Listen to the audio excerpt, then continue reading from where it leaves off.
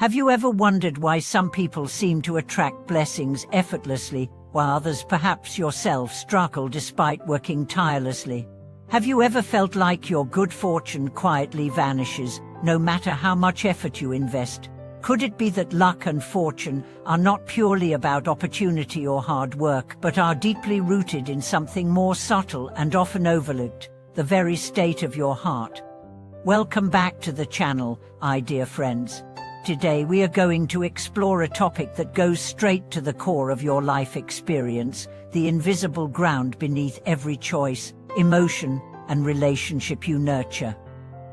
It's called the heart ground, and understanding it may change how you view fortune, suffering, success, and even spiritual progress.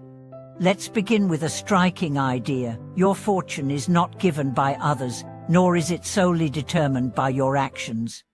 Your fortune, in its purest form, springs from your inner landscape, your emotional habits, your habitual thoughts, the quality of your intentions, and the sincerity of your presence. This is not superstition. This is ancient wisdom validated by centuries of observation and spiritual practice. To make this idea come alive, imagine your heart as a field. A fertile, well-cultivated field produces abundance even from the smallest seed, but a barren, neglected, or polluted field yields nothing, no matter how precious the seed. Now, translate that metaphor into your daily life. Your actions are the seeds, but your heart ground determines what those seeds become. Let me share a story with you. There was a businessman in Hanghouse, let's call him Mr. Lin. He built a company from scratch, achieved material success, and gained social recognition. On the surface, he had it all. But suddenly, his life began to unravel. Scandals broke out within his business. Trusted partners betrayed him. His wife fell ill. His son grew distant and rebellious. He tried everything, changing strategies, investing in consultants, even consulting Feng Shui masters, but nothing worked. One day, someone invited him to a Buddhist talk. Reluctantly, he went. During the session, the monk asked a question that hit him hard. What emotion dominates your heart lately? Is it greed, anger, fear? He paused. Then he realized his heart had been full of agitation, suspicion, irritability, and bitterness. He had become impatient with his staff, unkind to his family, and cynical about life. That night, he went home and stared at the ceiling for hours. He began to question everything, not just his external strategy but his internal state. Could it be that he was leaking fortune through the cracks of his own heart? From that day forward, Mr. Lin committed to a new kind of effort not aimed at the world but at his heart. He began waking up early to meditate. He chanted, read scriptures, and practiced gratitude. He apologized to his employees. He started listening to his family. He stopped trying to manipulate outcomes and started appreciating small blessings. 6 months later, his business found stability. His wife's health improved. His son began spending time with him, even joining him for morning chanting sessions. He stood before his peers one day and said, "I thought fortune came from grinding harder, but now I understand true fortune grows from within." And that is the truth most people miss. They want to fix their lives from the outside while neglecting the ground that attracts and holds fortune, the heart ground. And now, let's go deeper. What exactly is this heart ground? It's not just about your feelings. It's your internal ecosystem. It's your worldview, your response to suffering, your invisible compass in times of conflict. When you're alone, when no one is watching, what do you think? How do you treat yourself? Do you judge? Do you hate? Do you feel envy or fear?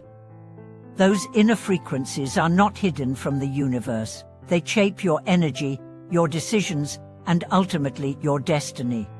You've seen people with average talents who rise beyond all expectations. And you've also seen brilliant individuals sabotaged by their own attitudes. The deciding factor is not external privilege, but internal harmony. That harmony is cultivated through humility, kindness, self-reflection, and intention.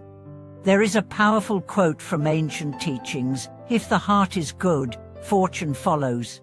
If the heart is twisted, misfortune is near. Simple, yet profound.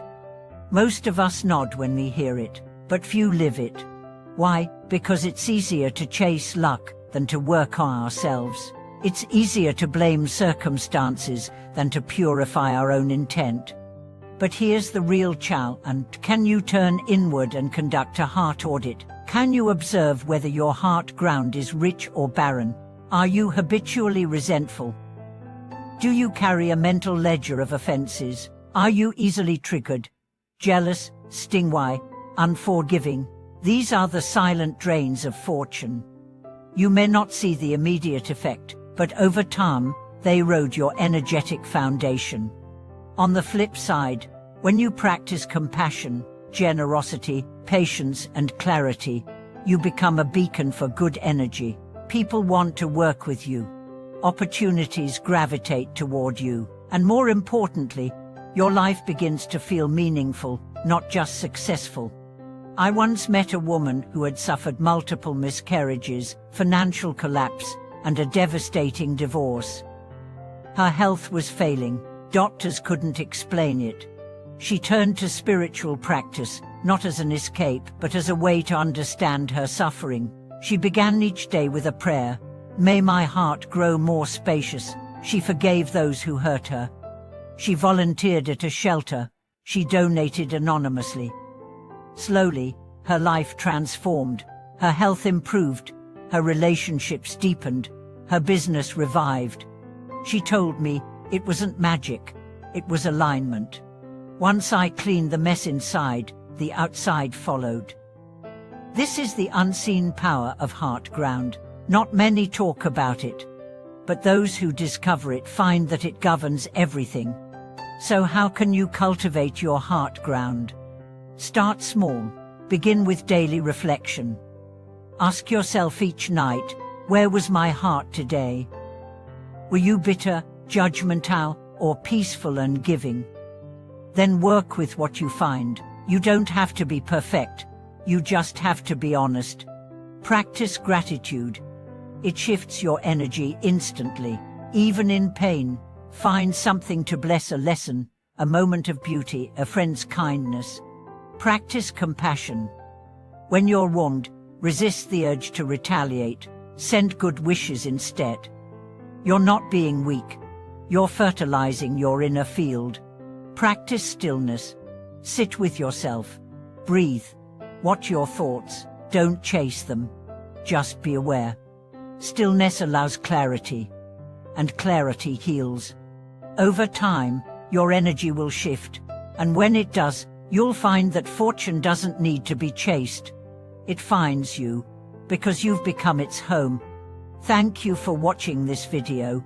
If this message touched you, please share your own experiences in the comments. I'd love to hear how your heart ground has influenced your journey.